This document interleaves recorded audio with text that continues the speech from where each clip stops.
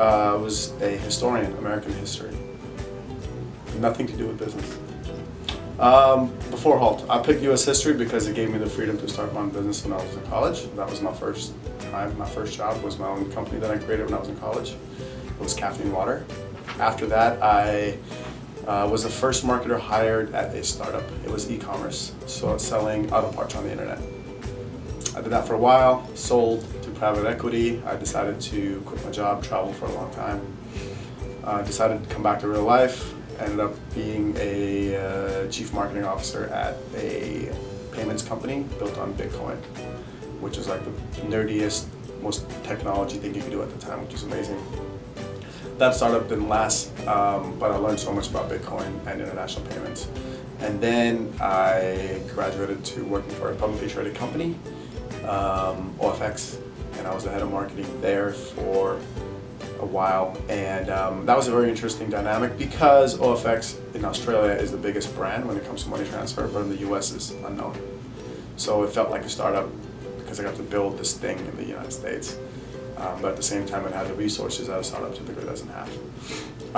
Outside of that, I've been advising so many startups on the side because I love doing it. Biggest challenge in my past, I graduated college around the time that the global recession happened.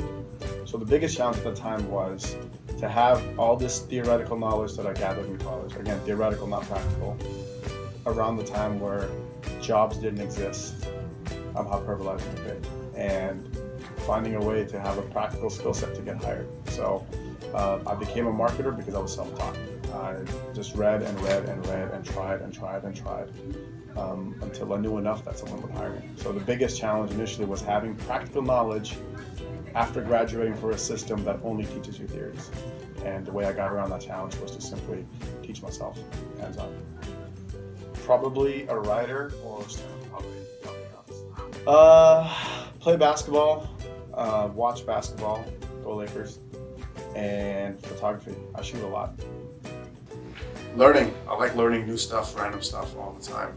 Photography was something I picked up because I wanted to learn how to shoot.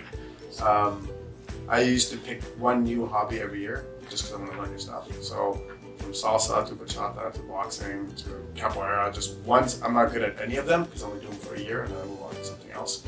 But I try to do one every year.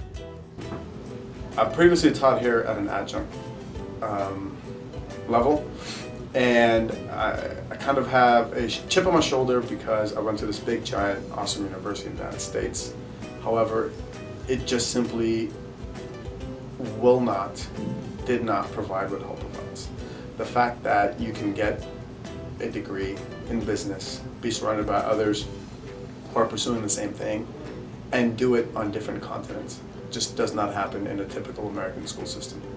And when I saw that, and I saw that I will have the opportunity to sit in a class as a teacher and talk to people from different continents, different cities, and maybe one or two Americans in class, that is such a unique environment. And that is representative of what business is like in 2016 and beyond.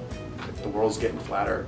You will work with people every day that are from different countries, and yet you go to school, and the universities in the United States simply don't reflect that. And I think that's what holds so special. A quote or advice?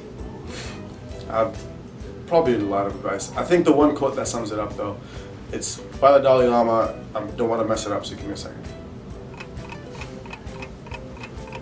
It's better to want what you have than to have what you want. I love that quote. I'll let that sit in your head for a while.